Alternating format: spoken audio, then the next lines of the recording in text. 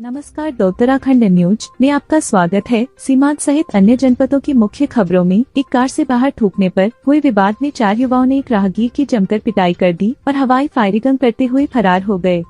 इस दौरान क्षेत्र में दहशत का माहौल बना रहा। मारपीट में घायल हुए व्यक्ति की तहरीर पर पुलिस ने त्वरित कार्रवाई करते हुए चारों आरोपियों को टिहरी गढ़वाल के निकट से गिरफ्तार कर लिया। पुलिस से मिली जानकारी के अनुसार बीते एक दिवस पूर्व कोतवाली ऋषिकेश में दीपक जायसवाल निवासी चंद्रेश्वर नगर ऋषिकेश ने एक लिखित तहरीर देकर बताया कि वह देर सायं मंडी से सब्जी खरीदकर अपने घर लौट रहा था, तो इस दौरान चंद्रभागा पुल के पास एक चलती कार की पिछली सीट पर बैठे एक व्यक्ति ने शीशा खोलकर बाहर की ओर थूक दिया, जो उनके ऊपर गिरा। व्यक्ति को टोकने पर उसके द्वारा गाली गलौज की गई तथा गाड़ी में बैठे अन्य लोगों द्वारा हॉकी, लोहे की रॉड तथा बंदूक से उसके ऊपर हमला कर दिया और जान से मारने की नियत से उसके ऊपर पिस्टल से फायर करते हुए मौके से भाग गए। प्राप्त तहरीर के आधार पर आरोपियों के खिलाफ अभियोग पंजीकृत करते हुए एसएसपी अजय सिंह के आदेशानुसार पुलिस द्वारा सघन चेकिंग अभियान शुरू किया। प्रदर्शनकारी जुटाते हुए भाग रहे चारों व्यक्तियों समरजीत तेवतिया और हिमांशु निवासी हापुड़ उत्तर प्रदेश, दिलीप भुरान व रियांश ढाका राजस्थान को 3 धारा टिहरी गढ़वाल के पास से गिरफ्तार कर लिया। साथ ही झगड़े में प्रयोग की गई 2 हॉकी स्टिक, एक स्टंप भी बरामद किया गया। आरोपी समरजीत ने फायरिंग करने के बाद पिस्टल और कारतूस को कूड़ेदान के पास फेंक दिया था। उसकी निशानदेही पर देसी पिस्टल व 3 जिंदा कारतूस बरामद कर आरोपी विरुद्ध आर्म्स एक्ट के अंतर्गत अलग से अभियोग पंजीकृत किया गया।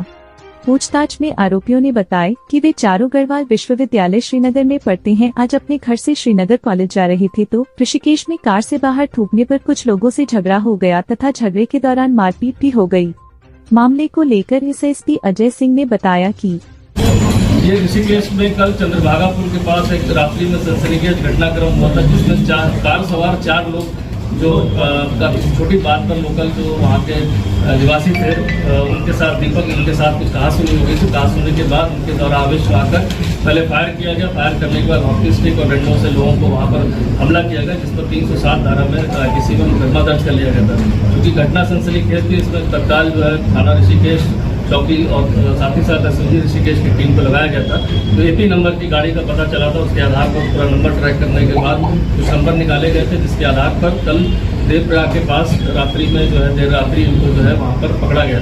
पकड़ने के बाद पूछताछ जब पूरे घटनाक्रम का पता चला तो लाठी डंडे स्टिक्स उनकी गाड़ी से बरामद हुए।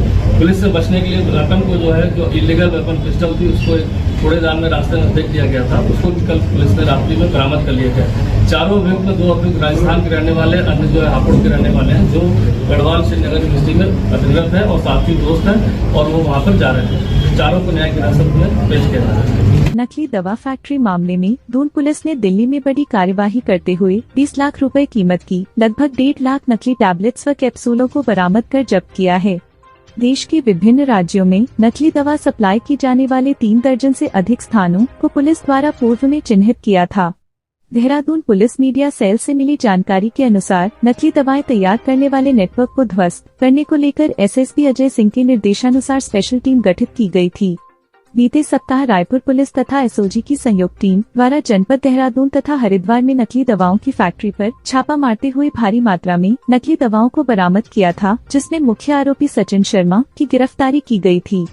मामले की जांच के दौरान आरोपी के बैंक खातों से लाखों रुपयों का बैंक ट्रांजैक्शन होना तथा आरोपी द्वारा बीते 2 वर्षों में लगभग 7 करोड़ कीमत की नकली दवाओं की खेप को देश के अलग अलग राज्यों में लगभग 44 स्थानों पर सप्लाई किया जाना प्रकाश में आया था। आरोपी द्वारा अपनी कंपनी के माध्यम से जिन फर्मों को नकली दवाओं की सप्लाई की गई थी उनके संबंध में जानकारी एकत्रित की गई, जिसमें दिल्ली की कंपनियों को लगभग 1.5 करोड़ से अधिक की दवा सप्लाई करना प्रकाश में आया, जिस पर तत्काल वरिष्ठ पुलिस अधीक्षक देहरादून अजय सिंह द्वारा स्पेशल टीम का गठन कर संबंधित राज्यों को रवाना किया गया।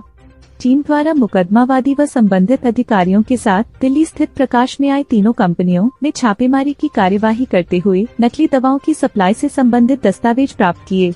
इस दौरान टीम को नकली दवाएं उत्तर प्रदेश, बिहार तथा दिल्ली में विभिन्न स्थानों पर विक्रय किए जाने की जानकारी भी मिली। मामले को लेकर एसएसपी अजय सिंह ने बताया कि नकली दवाओं में पूर्व में पुलिस ने जो मुकदमा दर्ज किया था उसमें 2 अभियुक्त गिरफ्तार थे और साथ ही साथ उसमें 20 लाख के करीब जो हमें नकली दवाएं जो कैप्सूल से बरामद हुए थे। लेकिन इसके बाद जो हमने अन्य आधार पर जो फर्म थे उसके आधार पर हमने काफ़ी सारे उनके लिंक्स निकाले कि दवाएं कहाँ सप्लाई हुई है।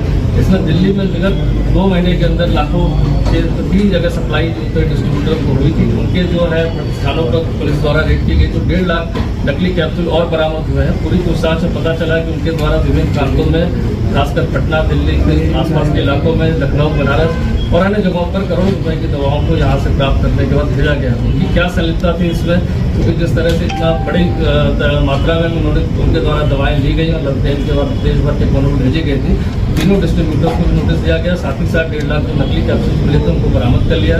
जिन जिन प्रांतों में दवाएं सप्लाई हुई जहाँ पर, उसकी डिटेल लेने के बाद वहाँ के संबंधित ड्रग कंट्रोलर और विभाग के अधिकारियों को सूचित किया जा रहा है, जिससे कि दवाएं वहाँ पर नकली जब्त की जा सके। सर, एक सवाल मेरा है कि डिलीवरी बॉयज की ये संलिप्तता देखी गई कि वो कहीं ना कहीं होने लगेगा और नशे के कारोबार भी है, उसको लेकर आप लोगों की तरफ से कुछ गाइडेंस? देखिए, एक कोई भी डिलीवरी सिस्टम या डिलीवरी बॉय जो भी काम कर रहे हैं, सर्विसेज दे रहे हैं, वो सभी एक सर्विस के तहत दे रहे हैं। सभी को एक समय में चेक किया जाना संभव नहीं होता, क्योंकि 1000 से ज़्यादा डिलीवरी बॉय की जो जानकारी मिली है वो सप्लाई कर रहे हैं विभिन्न फूड आइटम्स को, अन्य तरह के आइटम्स को है। हाँ, ये कि रैंडम उनकी जरूर चेकिंग की जा सकती है, रैंडम को शिकायत आने पर की जा सकती है, क्योंकि वो एसेंशियल सर्विसेज में अगर इनको रोक कर लगातार अगर पुलिस चेकिंग करेगी तो कहीं ना कहीं सर्विसेज में फर्क पड़ेगा। तो एक तरह से देखा जाए तो जो भी हमारे सर्विसेज को ले रहे हैं, जो भी हमारे प्रतिष्ठान है, एक बार जो उनके सत्यापन का कर लिया जाएगा, किसी का कोई क्रिमिनल रिकॉर्ड तो नहीं है, और साथ ही साथ कोशिश की जाएगी कि रैंडम रोक के कभी बीच में पुलिस द्वारा रैंडम चेकिंग की जाएगी, कहीं के द्वारा कोई अवैध मादक पदार्थ या अन्य चीज़ों की सप्लाई नहीं की जाएगी।